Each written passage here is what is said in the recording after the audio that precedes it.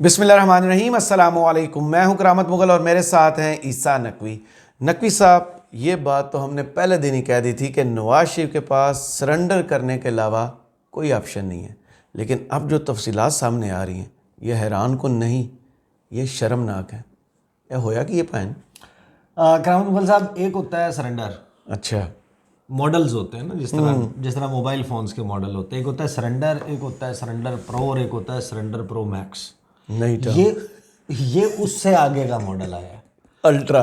دیکھیں یہ جو ایگزیکٹلی اس وقت نواز شریف صاحب نے کیا ہے نا، اس سے لگتا یہ ہے کہ ان کے گلے پہ گھٹنا رکھ کے ان سے یہ منوایا گیا، ورنہ اتنی شرمناک، یعنی کسی بڑی سیاسی جماعت کا لیڈر یا قائد تو چھوڑ دیں، یہ تو کام کوئی گلی محلے کی کونسل ہوتی ہے نا وہاں پر بھی نہیں ہوتا۔ کچھ اصول ہوتے ہیں نا بھائی، کچھ ضابطے ہوتے ہیں، کچھ نیم ہوتے ہیں، لیکن یہاں پر لگتا یہ ہے کہ اپنے اقتدار کی بھوک مٹانے کے لیے وہ نصرت جاوید صاحب کی جو ٹرم تھی نا، بکری ہو گئے میاں صاحب۔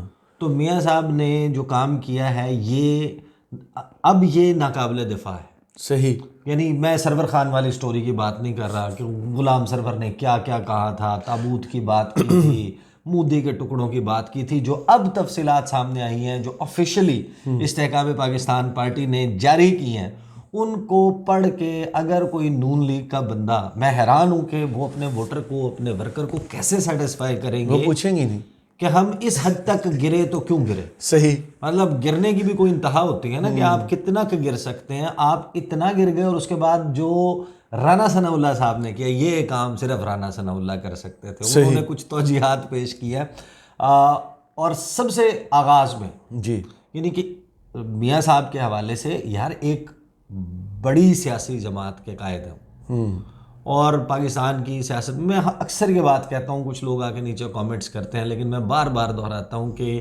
You have to understand. دیکھیں پالیٹکس میں میاں صاحب اس وقت جتنے بھی سیاسی جماعت کے قائدین ہیں، اس میں سب سے سینئر میاں محمد نواز شریف ہیں ان پالیٹکس۔ اچھا، بہت عرصہ ہو گیا، وہ پاکستان کے 3 مرتبہ وزیر اعظم رہے ہیں، 2 مرتبہ سی ایم بھی رہے، چیف منسٹر رہے ہیں، سیاسی جماعت کے قائد ہیں، تو ان سے اس قسم کی حرکت کیسے سرزد ہو سکتی ہے؟ کچھ تفصیلات میں رکھ دیتا ہوں سامنے۔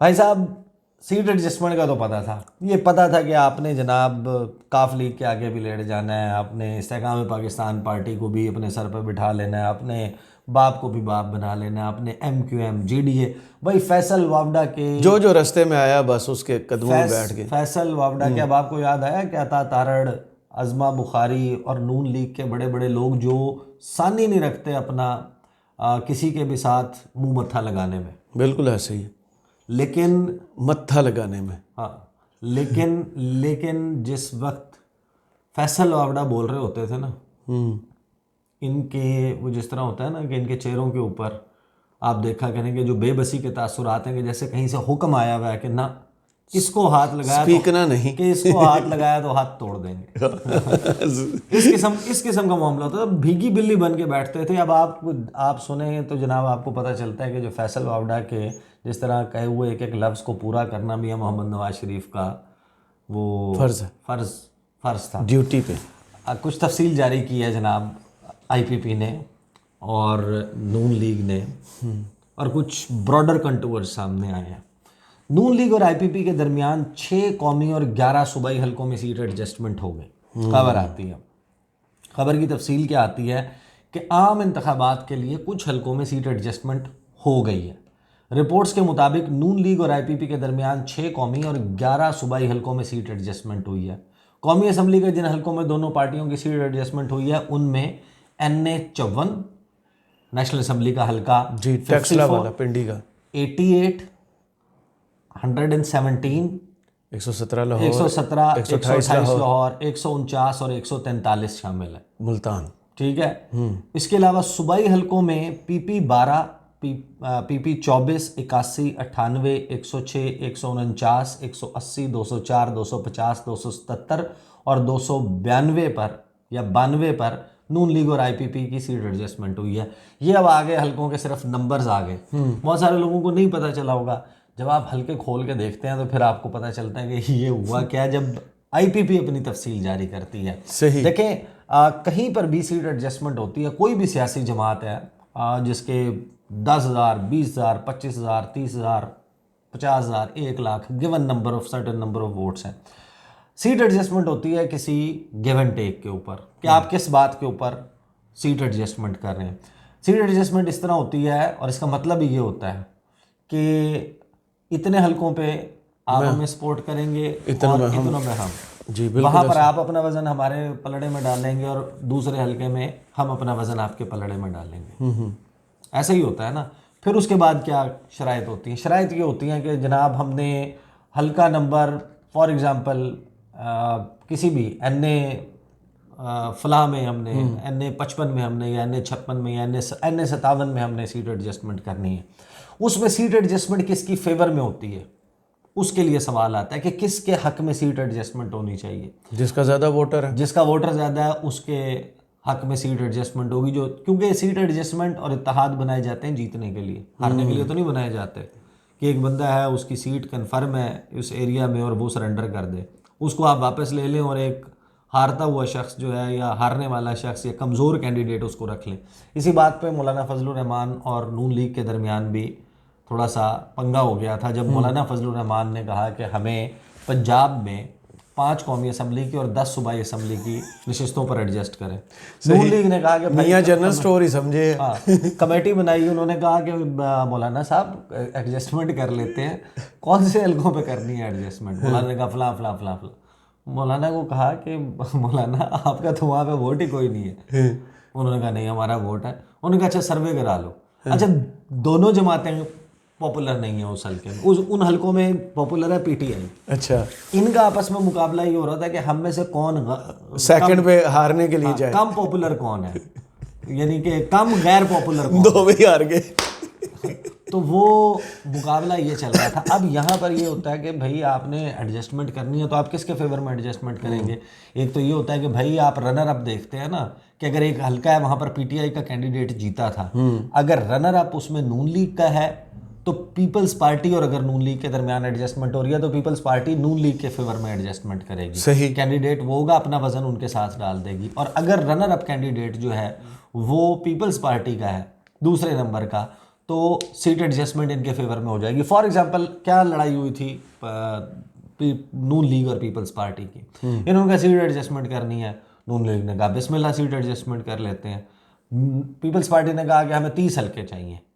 انہوں نے کہا کیسے 30 حلقے چاہیے, بتائیں کون سے 30 حلقے چاہیے. انہوں نے کہا میں ندیم افضل چند کا فلاں کا فلاں. انہوں نے کہا بھائی ہمارا مختار بھرت 1,30,000 ووٹ لے کے جیتا ہے تو ہم ندیم افضل چند والے حلقے میں کیسے آپ کے ساتھ سیٹ ایڈجسٹمنٹ کر لیں؟ قاہرہ والے حلقے میں جعفر اقبال جیتے تھے اس ٹائم پہ, تو ہم کیسے جناب سیٹ ایڈجسٹمنٹ کر لیں؟ اب جب یہاں پر بات آئی ہے تو ایک تفصیل جو جاری کی ہے IPP نے اپنے امیدواروں کی وہ بڑی دلچسپ ہے. جہانگیر ترین قومی اسمبلی کے 2 حلقوں سے الیکشن لڑیں گے. جی اچھا 2 حلقے کون سے ہیں؟ امیدواروں کی فہرست جاری کر دی. IPP نے قومی اور پنجاب اسمبلی کے 51 ٹکٹ جاری کیے اور قومی اور پنجاب اسمبلی کی 6 نشستوں پر امیدوار کھڑے نہیں کیے. استحکام پاکستان پارٹی کے مطابق پارٹی کے سربراہ جہانگیر ترین NA 149 اور NA 155 اور PP 227 سے انتخاب لڑیں گے. 155 اس میں نہیں ہے, اس ڈیل میں نہیں ہے. نہیں سنیں نا, اب ڈیل کیسی ڈیل ہے کہ 149 آپ کے لیے چھوڑا تھا نون لیگ نے, ملتان والا, تو 155 پہ انہوں نے اپنا کینڈیڈیٹ دیا تھا صدیق بلوچ. نون لیگ نے اپنا کینڈیڈیٹ نہیں دیا, آپ آ گئے اور کچھ تو مجبوری رہی ہوگی نا. نون لیگ نے جہاں اپنا کینڈیڈیٹ دیا جہانگیر ترین وہاں سے لڑنے, اور چوں نہیں کر سکتی نون لیگ, کچھ نہیں کہہ سکتی. آگے چلیں, صرف یہ نہیں ہے. اچھا علیم خان NA 117 اور PP 149 سے الیکشن لڑیں گے, انہوں نے حلقے خالی کر دیے.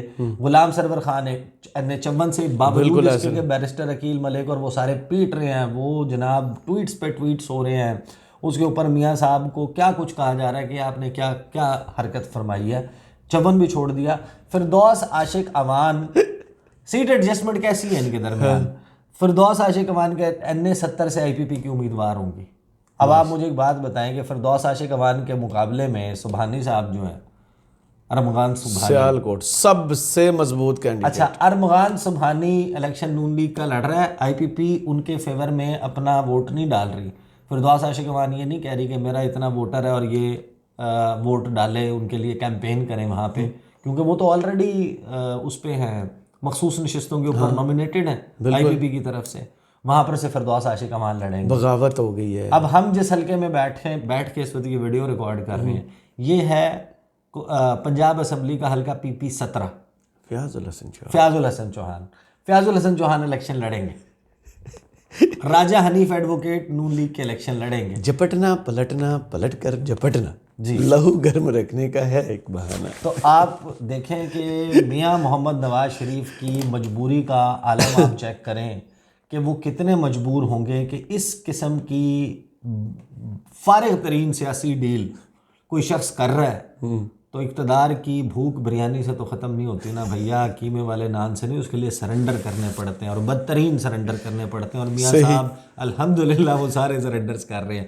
نعرے کون سے تھے؟ ووٹ کو عزت دو, سول سپرامسی, سویلین بالادستی, سیاستدان جو ہیں وہ اس ملک کو چلا سکتے ہیں, یہ خلائی مخلوق, یہ محکمہ زراعت.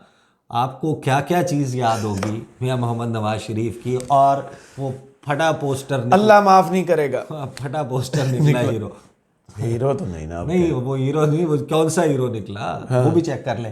اچھا رانا ثناء اللہ صاحب آتے ہیں, جلوہ افروز ہوتے ہیں, جو چیز کسی سے جس کا دفاع نہیں ہو رہا. رانا ثناء اللہ کہتے ہیں کہ جس سے بھی وعدہ کیا پورا کیا. ہم اتنے اچھے ہیں نا, ہائے گڈ بیبی. ہر حال میں کاف لیگ کے ساتھ تعاون کرنا چاہتے ہیں.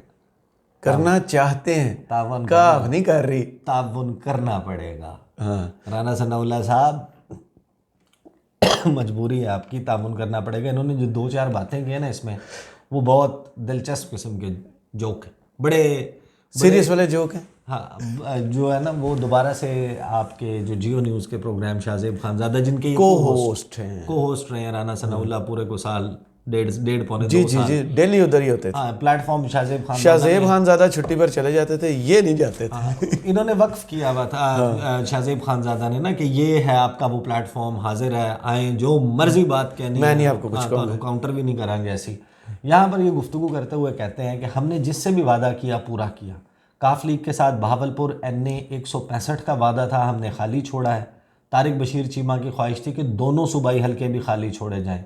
ان 2 صوبائی حلقوں سے متعلق بھی کوشاں ہے کہ ایڈجسٹمنٹ ہو جائے. یہ جون سا مرضی کینڈیڈیٹ اس کے مقابلے میں لیکن جیتنا اسی نے, اگر پی ٹی آئی ادھر نہ ہوتا. انہوں نے کہا کہ کاف لیگ کے ساتھ ہم نے جو بات کی پوری کی ہے. 16 ماہ کی حکومت میں سب سے بہتر تعاون چودھری شجاعت اور چودھری سالک نے کیا. ہم ہر حال میں کاف لیگ کے ساتھ تعاون کرنا چاہتے ہیں. اور آگے سنیں جناب, یہ اس الیکشن کا اب تک کا سب سے دلچسپ جملہ ہے. اچھا, اس الیکشن کا اب تک کا سب سے, یعنی کہ جو کسی بھی سیاستدان نے اپنی کوئی پوزیشن ایکسپلین کی ہے نا تو سب سے اچھی رانا ثناء اللہ نے کی ہے. اچھا, رانا ثناء اللہ صاحب فرماتے ہیں, ان سے جب سوال ہوتا ہے نا کہ یہ غلام سرور خان جو ہیں یہ پی ٹی آئی میں تھے اور یہ آپ کے متعلق یہ چیزیں فرماتے تھے, تابوت میں آئیں گے نواز شریف, زندہ واپس نہیں آئیں گے, عوام میں جائیں گے چھتر کھائیں گے, ہاں زندہ آئے تو جیل جائیں گے, مودی کے ٹکڑوں پہ پلنے والا, ان کے تمام تر وہ جو الزامات اور جو گفتگو تھی. تو رانا ثناء اللہ صاحب نے کہا کہ غلام سرور ہمیں 1 بار چور کہتے تھے اور ہم ان کو 10 بار چور کہتے تھے. ماشاءاللہ کیا لڑائی لڑی ہے آپ نے, واہ مزہ آ گیا. کہ 1 بار وہ ہمیں چور کہتے تھے تو 10 بار ہم بھی تو چور کہتے تھے. تو حساب برابر ہو گیا. بولو پینسل لڑائی کینسل, نہیں چور کینسل, چور یعنی. اور پھر مثال بھی کیا دے رہے ہیں, چور کہتے تھے یار, چینج ہی کر لیں. چور نہیں, ان کی تقریریں سنیں آپ کے کانوں سے دھواں نکل جائے گا کہ وہ کیا کچھ کہتے تھے. اور انہوں نے توجیہ یہ پیش کیا کہ دیکھیں نا وہ بھی تو کچھ تو مجبوری رہی ہوگی, کچھ تو مجبوری رہی ہوگی. آگے رانا ثناء اللہ کہتے ہیں کہ جہانگیر ترین کو درخواست کی کہ لودھنا سے لڑنا چاہتے ہیں تو ٹھیک ہے, یہاں سے بھی لڑیں. جہانگیر ترین کے لیے ملتان میں حلقہ 149 خالی چھوڑا, ان کی بھرپور سپورٹ کریں گے. ان کی آپ وہ چیک کریں کہ کانفیڈنس چیک کریں, لودھنا سے لڑیں ہمارے امیدوار کے خلاف. اور چینی چور کے نعرے, ITM, وہ ساری آپ گفتگو, جہاز بھر کے لانے والا, وہ گفتگو چیک کریں جو کمپائل کر کے کامران خان نے چلائی ہے، اور پھر آپ رانا ثناء اللہ کی گفتگو سنیں، انہوں نے کہا کہ ہم اتنے بڑے ملازم ہیں جہانگیر ترین کے کہ جہانگیر ترین کے لیے 149 خالی کر دیا، اور اگر وہ لودھرا سے لڑنا چاہتے ہیں لودھرا سے بھی لڑیں بسم اللہ، ہمارے کینڈیڈیٹ کے خلاف، ادھر ہمارا کینڈیڈیٹ بھی نہیں ہوگا اور ہم آپ کو سپورٹ بھی کریں گے۔ پھر طلال چودھری اور دانیال عزیز، یہاں فمبل نہیں کرنا، ہاں طلال چودھری اور دانیال عزیز سے متعلق انہوں نے کہا کہ طلال چودھری کو آج سمجھایا، ان کے ساتھ کمٹمنٹ بھی پوری کریں گے۔ سینٹ میں پارٹی صدر نے طلال سے وعدہ کیا ہے، جبکہ دانیال عزیز نے کام کیا، لیکن کسی کو پارٹی کا مذاق اڑانے کی اجازت نہیں دی جا سکتی۔ سچ سننے کو بھی تیار نہیں۔ دانیال عزیز کو نوٹس کیا تو انہوں نے نوٹس کا بھی مذاق اڑایا۔ ٹیم میں بہت سے لوگ ہیں جن کو معیشت کی اچھی سمجھ ہے۔ اچھا، طلال چودھری کے حوالے سے اچھی سمجھ کسے ہے؟ وہ میں نے آپ کو کہا تھا، میں نے شو تھوڑا سا دیکھا آج عادل عباسی صاحب کا، اس میں روہیل اصغر صاحب تھے۔ یہ جس کینڈیڈیٹ کی وجہ سے انہوں نے بٹھایا ہے، شیر وسیر صاحب کی وجہ سے، ان کو انہوں نے کہا ہے کہ انہوں نے ہمیں اس ملک کو ڈیفالٹ ہونے سے بچایا تھا، جو اس ملک کے ساتھ تو معیشت کی اچھی سمجھ، اچھی سمجھ آئی۔ خیر انہوں نے کہا، اچھا طلال چودھری کے حوالے سے یہ جو چل رہا ہے، اب ظاہر ہے کہ انہوں نے تو کرنا ہے آگے دفاع، یہی جو کہہ رہے ہیں نا ڈیفالٹ سے بچایا ہے یہ شیخ روہیل اصغر۔ اگر ایاز صادق کو ٹکٹ مل جاتا ان کے اس حلقے سے تو پھر آپ کو پتہ لگتا کہ یہ کتنی یہ تعریفیں کرتے ہیں اپنی پارٹی کی، آزاد لڑنے کے لیے دھمکیاں دے کے ہاں وسیم بطامی صاحب کے شو میں آئے ہیں۔ اچھا، اس کے بعد میں آپ کو بتاؤں کہ یہ جو انہوں نے طلال چودھری کے حوالے سے نواب شیر وزیر کو ایک تو ٹکٹ دے دیا، طلال چودھری کو آفر کی کہ بھائی آپ دونوں نیچے والی سیٹیں صوبائی لے لیں، صوبائی وہ رکھیں کس کو دینی ہے، کون سی کس کو دینی ہے، والد صاحب کو دینی ہے، آپ کو ہم سینٹ کا ممبر بھی بنائیں گے اور آپ کو وزارت بھی دیں گے۔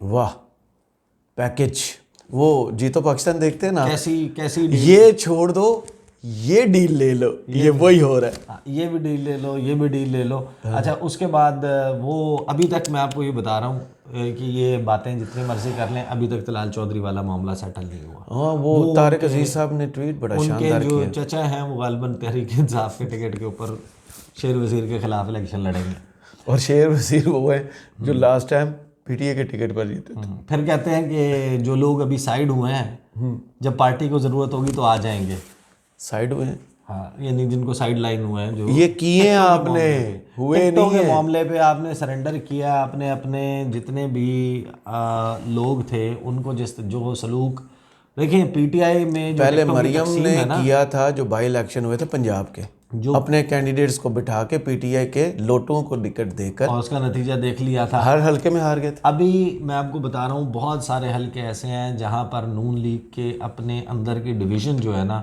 وہ بڑی لیتھل ہونے والی ہے ان کے لیے۔ بہرحال یہ جو بھی معاملہ ہوا ہے اس میں ایک بات واضح طور پہ سمجھ آتی ہے کہ نواز شریف کے پاس اگر ہلکی سی بھی سپیس ہوتی نا، ان کی سیاسی جیب اجازت دیتی جی، تو وہ کبھی بھی یہ کام نہ کرتے، ان کو اجازت ہی نہیں ملی اور شدید قسم کی مجبوری تھی جس کی وجہ سے انہیں یہ کرنا پڑا۔ ورنہ دیکھیں ایک بات طے ہو گئی کہ میاں صاحب کا اس وقت ایک ایک قدم کسی ایک خاص کمٹمنٹ کے مطابق ہے، صحیح، کسی ایک خاص ڈیل کے مطابق، اور وہ بڑی خطرناک ڈیل ہے۔ وہ ڈیل ہے چابی والا کھلونا بننے کی، وہ ڈیل ہے ربر سٹیمپ بننے کی۔